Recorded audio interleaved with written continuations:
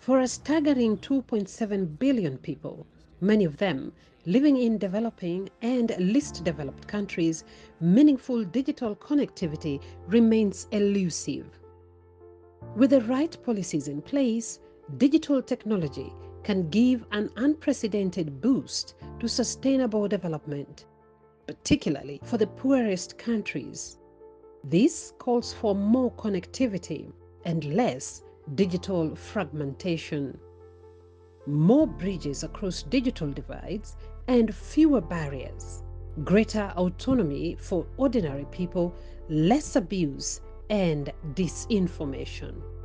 Globally, many men use internet at 62% compared to 57% of women.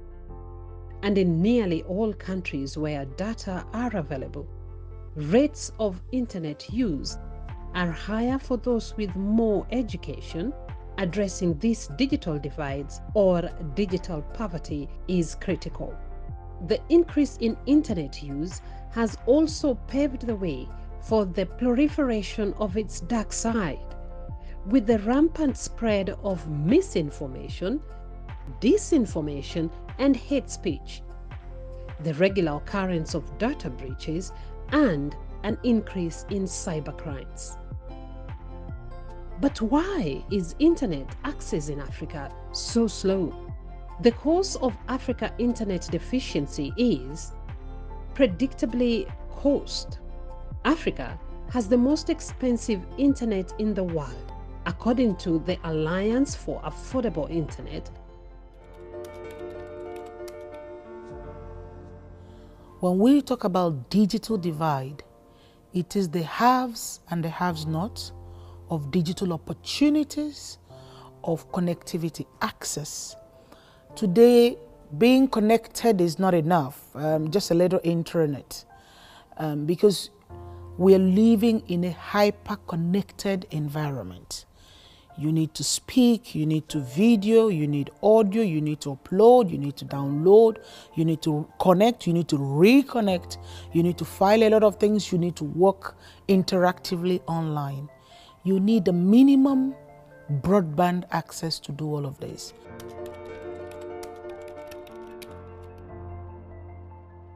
So if you have a 512K and you connecting with someone who is cruising in the gigabytes, you are almost as dead as nothing, because the person is dumping videos on you, and you can't even reply, you can't even pull the videos. So there is a divide between those who connected and those who are not connected. Within those who are connected, there is those who are called broadband poor and broadband rich.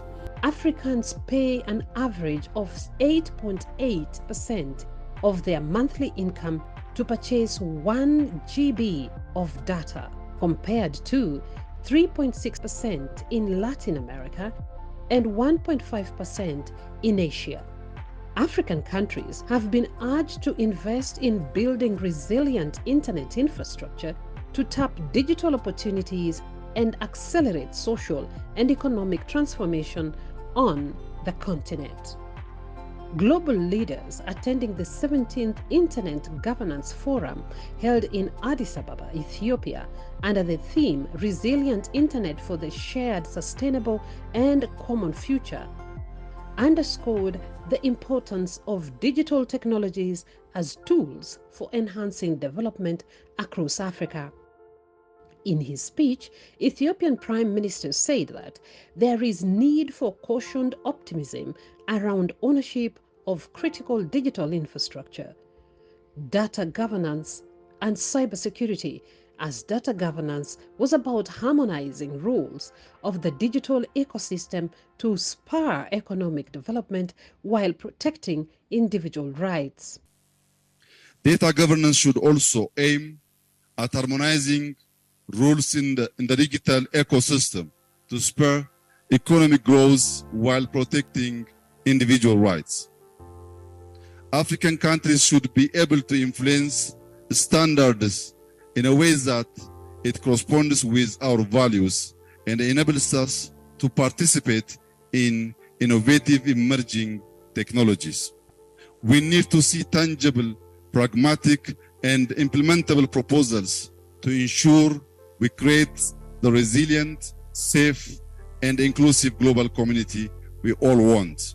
United Nations Secretary General Antonio Guterres told participants that while digital technologies were transforming lives and livelihoods, they were outpacing regulations and exacerbating inequalities around the world. He called for the human-centered digital future based on a resilient internet that is open, inclusive, and secure for all, in line with his proposed global digital compact.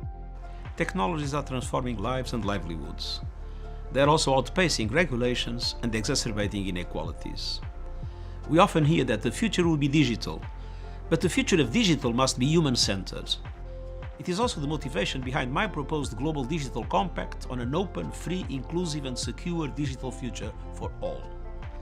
We are aiming for this compact to be agreed by governments at the 2024 Summit of the Future, with inputs from technology companies, civil society, academia and others. The compact, firmly anchored in human rights, aims to deliver in three areas. First, universal connectivity. Closing the digital divide and reaching the 3 billion people who are offline, the majority of whom live in the Global South. Second, a safe, secure, human-centered digital space begins with the protection of free speech, freedom of expression, and the right to online autonomy and privacy. But it does not end there.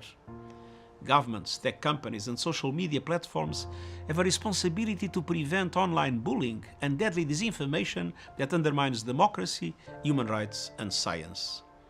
Third, the Digital Compact should focus on ways in which governments, working with technology companies and others, can foster the safe and responsible use of data. We are seeing the growing use and abuse of data. Our data is being used to shape and manipulate our perceptions without our even realizing it. Governments can exploit that data to control the behavior of their own citizens, violating human rights of individuals and groups. We need to keep working for a safe, equitable and open digital future that does not infringe on privacy or dignity. The proposed Global Digital Compact aims to deliver universal connectivity, close the digital divide, and reach the millions of people who are not connected to the Internet. Acting Executive Secretary of the Economic Commission for Africa, ECA, Antonio Pedro, said reducing the digital divide is essential to building new pathways for rapid economic growth, innovation, job creation, and access to services in Africa. Building resilient digital infrastructure is critical for development. Second, harmonizing regulations to remove barriers to connectivity is crucial. Third, context-specific and fit-for-purpose interventions are golden opportunities to create an ecosystem that enables public-private interconnectivity and a working national infrastructure. Fourth, the implementation of digital technologies should progressively and continually mirror key principles of inclusion, representation, and accessibility. Fifth, private sector involvement is key to spurring digital development. Statistics show that an estimated 871 million people are not connected to the Internet in Africa, and access was even limited in rural areas. Though 70% of Africa's population technically has access to mobile internet, less than 25% are making use of the internet due to high cost of mobile internet across the region. The COVID-19 pandemic exacerbated the inequalities further when opportunities that were present physically now operate largely in the digital space. Those who are in the advantage side of the divide have access to a variety of technology that others do not, which can result in an inequality of opportunities and social mobility. The digital divide is also a source of inequitable access to information and communication. For example, those without internet at home may not be able to get emergency alerts or police reports when needed. In addition, there is often a lack of quality education available for children who do not have access to the internet at home. This can cause poor literacy skills, difficulty with math and other science and technology related fields of study, as well as an inability to use technology in everyday life. Without these skills, women are pushed out of the workforce and lose opportunities for higher paying careers.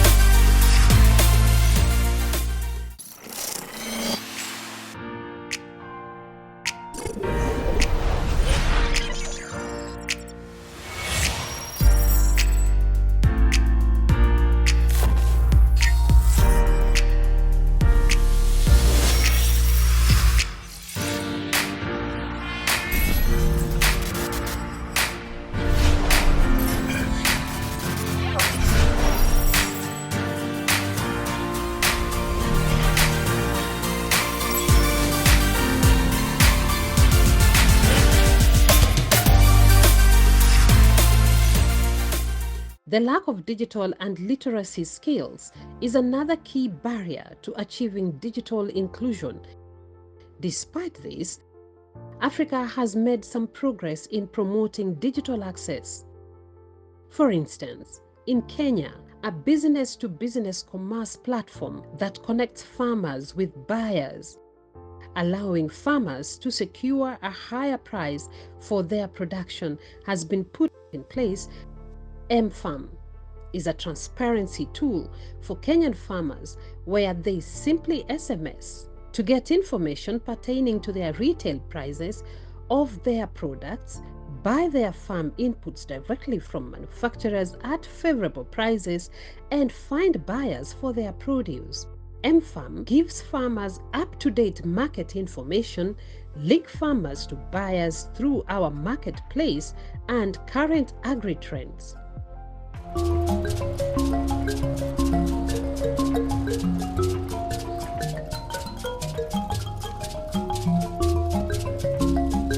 Agriculture is not a poor man's job. Agriculture is actually an economic impact to the current economy.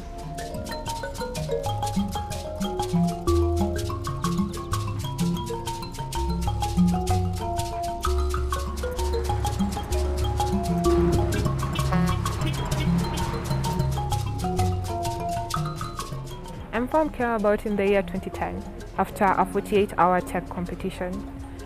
3 women came together and decided to use their passion, which is in tech, to build solutions for farmers. And one of the many problems that farmers had were access to market price information, access to viable markets, and access to affordable farm inputs.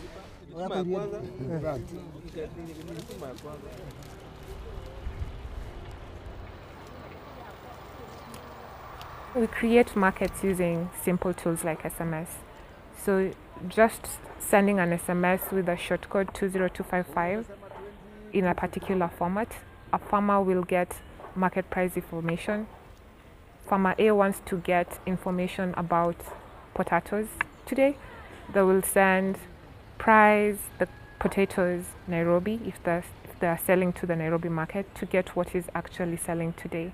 This is used as a bargaining platform for them, and they can get better deals if they're dealing with a third party to take the produce to the market. Then later, once a successful transaction has been done, they use still SMS to get the money, which is M-Pesa. Akira Chicks, founded by a group of women working in tech industry, has been providing the most promising young women in Africa with the technology skills to compete economically and bridge the gender gap in technology. Akira is actually a Japanese word. It means energy and intelligence. And Akira Chicks, we are energetic and intelligent women. The main aim of Akira Chicks is to create a successful force of women in technology in Africa. We exist to support women who want to enter and women who are already in the field of technology. So it's a challenge we have because we want to save the world, but we can't all save the world, as I think I told her, but we'd love to see other people join in forces with us.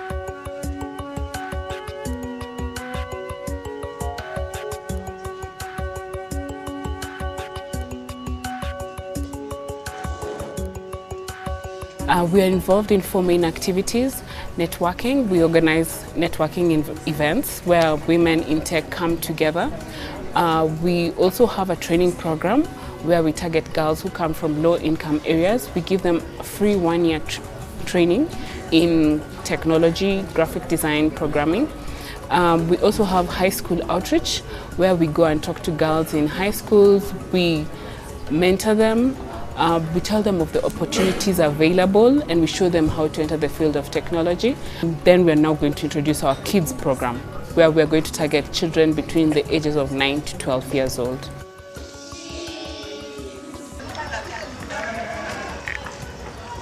Most of the times I was forced to be at home because of lack of school fees, and this made my heart broken because I could not see the future.